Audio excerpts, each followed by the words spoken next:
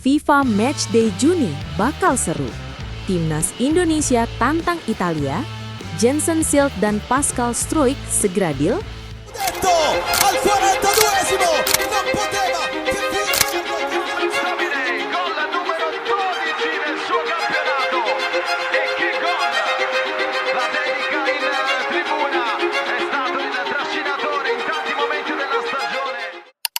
Kabar besar kembali datang dari dunia sepak bola Indonesia. Setelah sebelumnya sukses mencuri perhatian dunia lewat laga melawan Argentina, kini PSSI kembali menyiapkan gebrakan yang tak kalah mengejutkan. Timnas Indonesia dikabarkan akan menghadapi raksasa Eropa, Timnas Italia, dalam agenda FIFA Matchday Juni 2026. Laga ini bukan sekadar pertandingan uji coba biasa. Di baliknya, tersimpan misi besar yang sedang dibangun oleh pelatih anyar John Herdman. Pertandingan melawan Italia diproyeksikan menjadi ujian mental, taktik, sekaligus panggung perkenalan bagi wajah baru lini pertahanan Indonesia yang disebut-sebut akan menjadi tembok monster di masa depan. Atmosfer antusias mulai terasa. Publik sepak bola tanah air membayangkan bagaimana skuad Garuda akan menghadapi tekanan dari salah satu tim terbaik dunia. Tidak hanya itu, rumor kehadiran dua bek diaspora kelas Eropa, Jensen Silt dan Pascal Struijk, membuat laga ini semakin dinanti.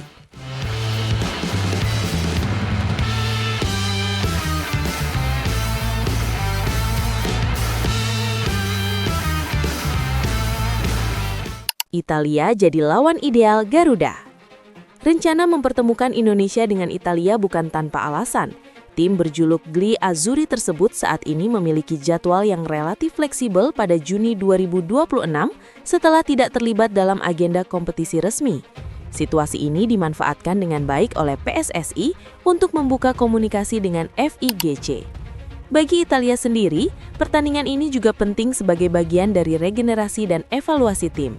Di bawah arahan pelatih Luciano Spalletti, Italia sedang membangun ulang kekuatan mereka setelah mengalami periode yang tidak konsisten di level internasional. Sementara itu, bagi Indonesia, menghadapi tim sekelas Italia jelas merupakan kesempatan emas.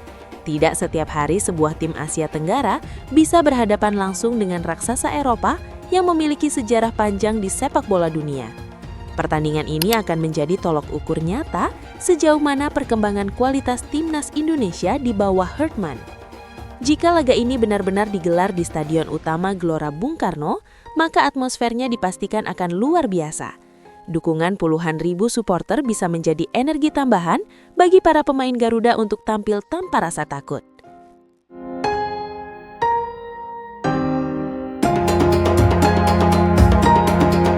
Jensen Silt dan Pascal Struijk, kepingan puzzle terakhirkah? Salah satu alasan utama mengapa laga ini begitu dinanti adalah potensi debut dua pemain naturalisasi baru yang berkarir di Eropa. Nama pertama adalah Jensen Silt. Bek muda dengan postur tinggi menjulang ini dikenal memiliki kemampuan duel udara yang sangat kuat. Selain itu, ia juga memiliki kecepatan dan kemampuan membaca permainan yang baik, menjadikannya sosok bek modern yang ideal dalam sistem permainan masa kini. Silt yang sempat dikaitkan dengan klub seperti Sunderland dan VfL Wolfsburg disebut-sebut sudah memberikan sinyal positif terkait proses naturalisasi. Kehadirannya akan memberikan opsi tambahan yang sangat berharga di lini belakang Indonesia. Nama kedua yang bahkan lebih menyita perhatian adalah Pascal Struijk.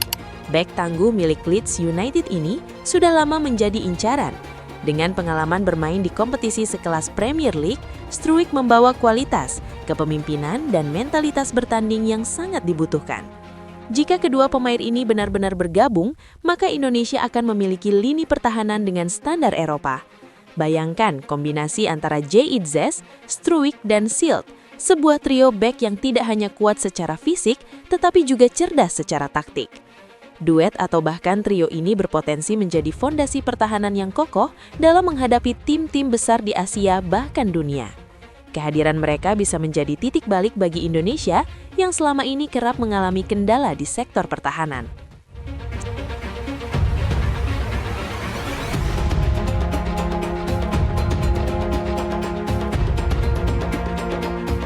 Strategi Herdman, membangun dari belakang.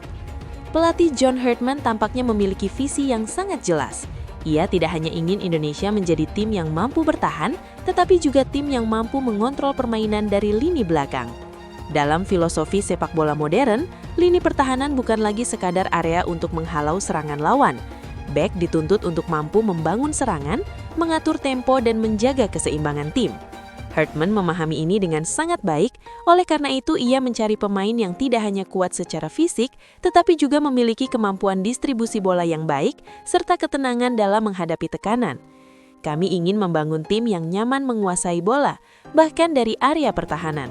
Untuk itu, kami membutuhkan pemain dengan pengalaman di level tertinggi, ungkap Herdman dalam salah satu sesi taktis. Pendekatan ini menunjukkan bahwa Indonesia sedang bergerak menuju sepak bola modern yang lebih terstruktur dan progresif. Ini bukan lagi soal bertahan total, tetapi bagaimana mengendalikan permainan secara menyeluruh.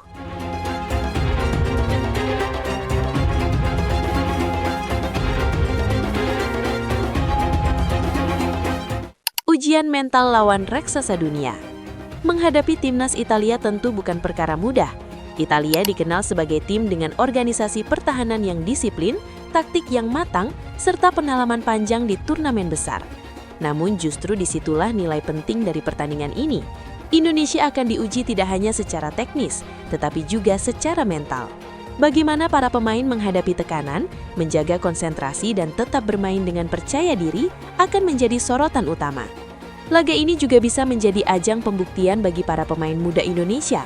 Mereka akan mendapatkan pengalaman berharga menghadapi pemain-pemain kelas dunia yang mungkin selama ini hanya mereka lihat di layar televisi. Jika mampu tampil kompetitif, bahkan tanpa harus menang, Indonesia sudah menunjukkan perkembangan yang signifikan.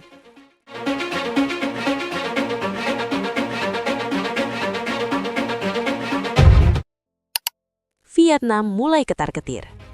Langkah agresif Indonesia ini tidak luput dari perhatian negara-negara lain di Asia Tenggara, terutama Vietnam.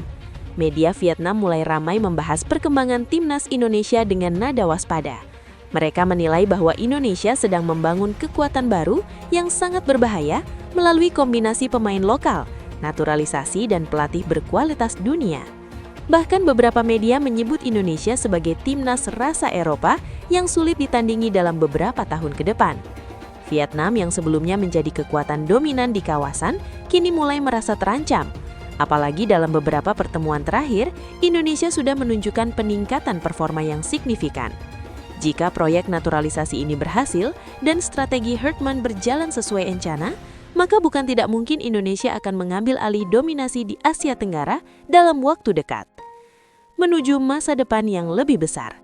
Pertandingan melawan Italia hanyalah satu bagian dari rencana besar yang sedang disusun. Fokus utama tetap tertuju pada Piala AFF 2026 dan Piala Asia 2027. Namun laga ini bisa menjadi titik awal yang sangat penting. Ini adalah kesempatan untuk menguji strategi, mengukur kekuatan dan membangun kepercayaan diri. Dengan dukungan penuh dari PSSI serta visi besar dari Herdman, Indonesia kini berada di jalur yang tepat untuk menjadi kekuatan baru di Asia. Kini semua mata tertuju pada bulan Juni 2026. Apakah laga melawan Italia benar-benar terwujud? Dan jika iya, apakah Jensen Schilt dan Pascal Struijk sudah resmi mengenakan seragam merah putih? Jika semua skenario ini menjadi kenyataan, maka Indonesia tidak hanya akan mendapatkan pertandingan besar, tetapi juga momentum penting untuk melangkah ke level berikutnya. Satu hal yang pasti, Garuda sedang terbang semakin tinggi, dan dunia mulai memperhatikannya.